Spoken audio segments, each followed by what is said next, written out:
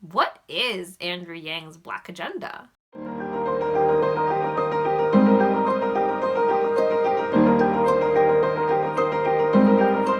Hey family, what's up? Thanks so much for coming back. If you've never seen my face before, hi, my name is Tiffany and this is my channel. So I've had a thought in my mind for a while because I've been following Andrew Yang's campaign for the majority of this year, and I've seen over the past couple months that his momentum has really built up and it's so encouraging.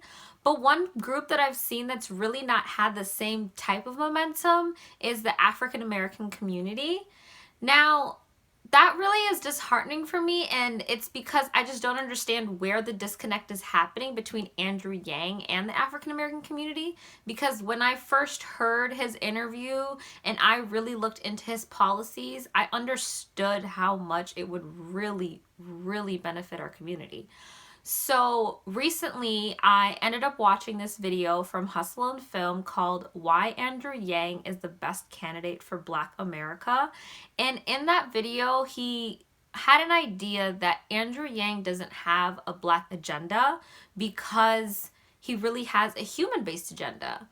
And that really made me think, what is Andrew Yang's Black agenda? I realized that Andrew Yang doesn't really present his policies as Black agendas. He really presents them as something that would benefit a large scale group of people, encompass more people under his umbrella so he can have more people on his side, because he's really trying to help everyone and not a specific group of people. But he's also aware that what he's trying to help disproportionately affects certain types of groups more than others, which that group so happens to be African American communities. Mr. Yang, why are you the best candidate to heal the racial divide in America? Your response.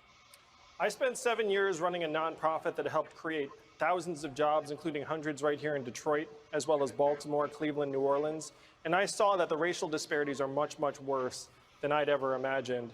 They're even worse still. A study just came out that projected the average African-American median net worth will be 0 by 2053. So you have to ask yourself, how is that possible? It's possible because we're in the midst of the greatest economic transformation in our history.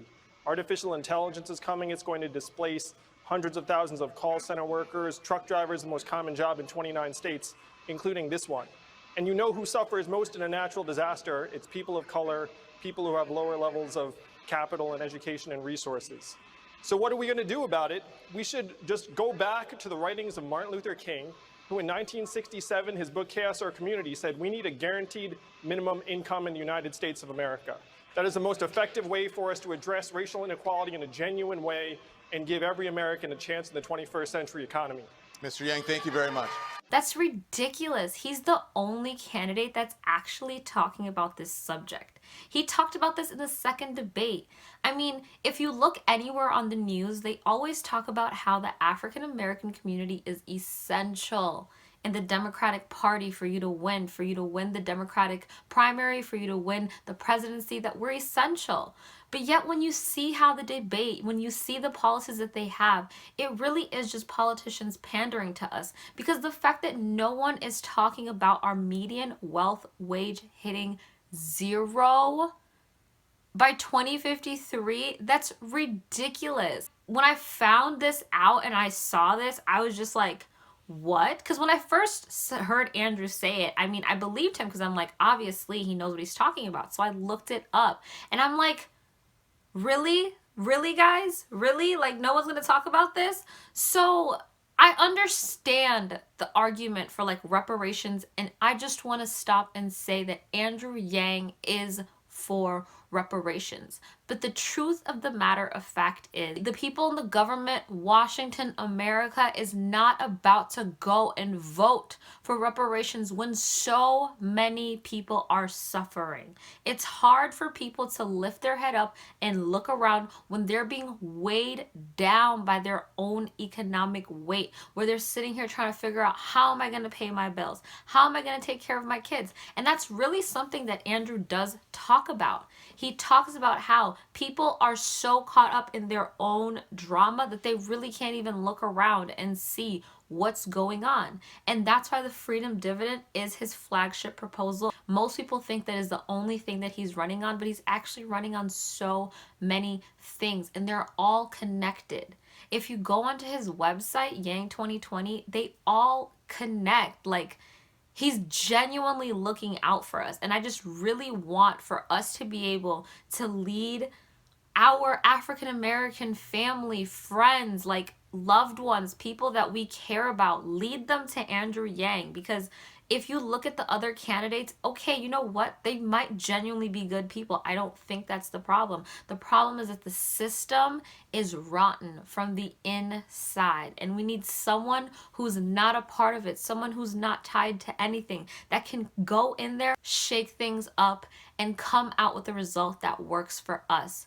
Because if you really think about it, something like $1,000 a month, I don't know about you, but that would make a huge difference. I'm thinking about when I was growing up, an extra $1,000 a month would have been amazing. My mother worked 3 jobs, so it was not that she was not working hard. She worked pretty darn hard. But an extra $1,000 would have made a significant difference in my childhood. And I feel like it's something that we all need to look around and realize that we can do this, we should do this. And really, if you look at all the evidence, there's no reason why we shouldn't do this. We together as the African American community, we need to start working together. We need to start voting together, because when we vote together, we make history. We voted for the first Black president in 2008. I mean, it's crazy to think about, because like, people literally did not think it would happen. I remember hearing like, oh, that's good, oh, good for him, like he got to run, but like he's not gonna win. And he won the primary, then won the general. Like, we did that. We need to start voting in our own self-interest. We need to stop looking at the media as our guide to tell us what is going to be best for us. Look at yourself, look at your family, look at the people around you. What's going to be best for them? And I challenge you, seriously, look into it. Well, thank you so much, you guys, for watching this video. If you have any more ideas of how we can spread Andrew Yang's message and connect, please leave that in the comments below. I would really like to have some more discussions, talk about Andrew Yang, his campaign. So yeah, that's it.